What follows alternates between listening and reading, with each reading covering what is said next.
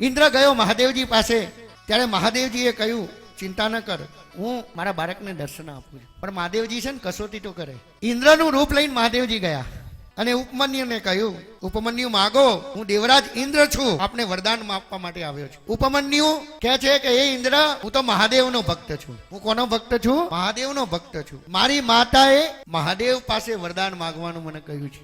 ઇન્દ્ર કહે છે, જે મહાદેવજી ઇન્દ્રના રૂપમાં છે, કહે છે કે મહાદેવ શું આપશે? હું દેવોનો રાજા છું, તું માંગ, તું માંગીશ એ આપીશ. પ્રલોભન આપવા મળે મહાદેવજી ઇન્દ્રના રૂપમાં કે તું માંગ.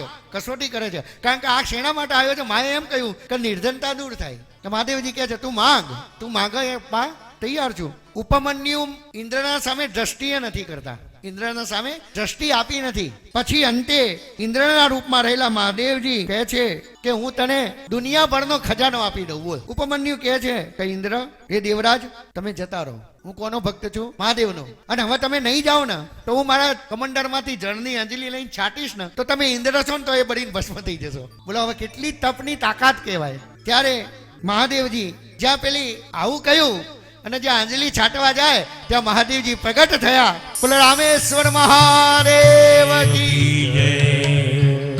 ત્યારે મહાદેવજીએ કહ્યું કે હે ઉપમન્યુ, હું તારી કસોટી કરતો હતો. ઉપમન્યુ મહાદેવજીની સ્તુતિ કરે છે.